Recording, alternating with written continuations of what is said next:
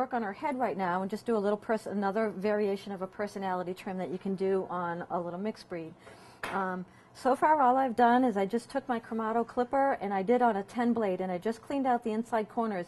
I didn't cut into her stop, I just kind of did just clean a little path from the inside corners of her eyes and across the bridge of her nose without coming down into her nose, all the way down the end of her nose. Now, oh, go ahead. Go ahead. Before you pick a dog to do what she's about to do to this dog, the ears, if you have a dog that's got nice little heart-shaped ears and the ears lie really close to the head, you can do what she's about to do. But if your dog's ears stick out at all, or one goes one way and the other one goes another way, we wouldn't recommend doing this cut on that trim. But this you can actually do on your Maltese that have cute little ears, your Shih Tzus, your Lhasa Apsos. It makes them look more like a puppy. It makes them look young again. And so she's going to start out by using a 5F on these dogs' ears. But you'll notice when she starts clipping, she's not going to clip all the way up to the ear where it meets the skull here. She's going to come down a little bit, and then she'll wind up blending it in later. So it's just kind of where that natural break in the dog's ear is. So it's, like Jay said, it's not all the way up into the skull. That's a girl. And she's using a 5F. And notice she's holding the ear very tight with her hand underneath the dog's ear,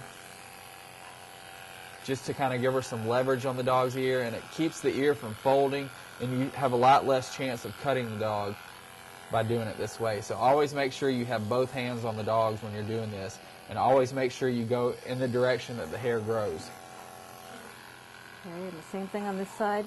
Just use the hand underneath and let the clipper just kind of feed off of the end of her ear.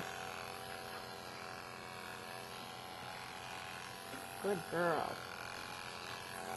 Now Jetty tends to have a little bit of an ear infection, so I've already clipped the inside of her ears, and I actually use like a 15 blade, and I cut a little bit right in front of the ear here that's not really going to show. It's actually going to just kind of help the air to get into the ear a little bit better, and so she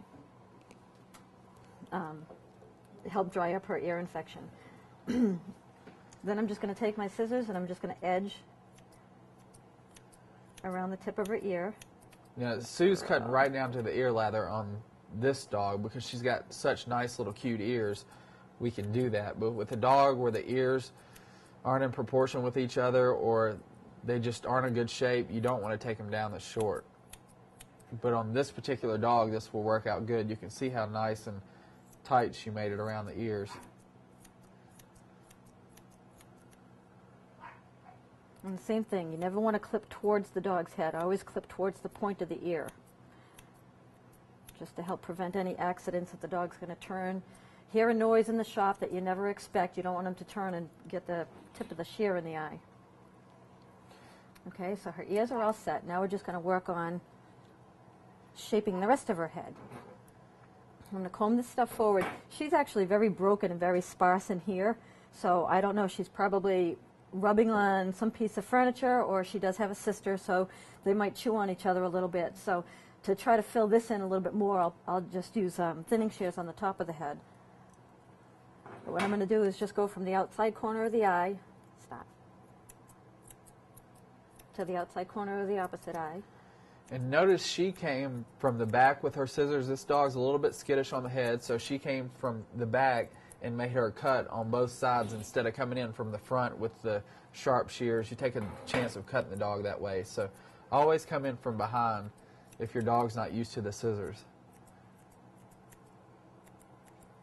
And she's just aiming, each angle she cuts from one side to the next, she's aiming it towards the dog's nose, or towards the inside.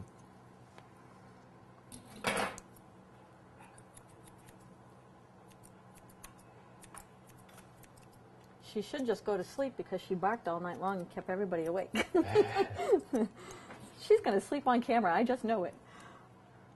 Okay, then on the side of her face, now we haven't actually gotten into her body yet, so it's just going to be a little bit different. But I usually start, when I'm trying to just create my circles and get a nice round head, what I usually start by doing is to comb everything forward off the end of the nose, and I follow that lip line. This stuff right here I'm going to take off And by following the way the hair naturally grows there, it helps to create that circle. So I'm going to create a circle going on the end of the nose this way.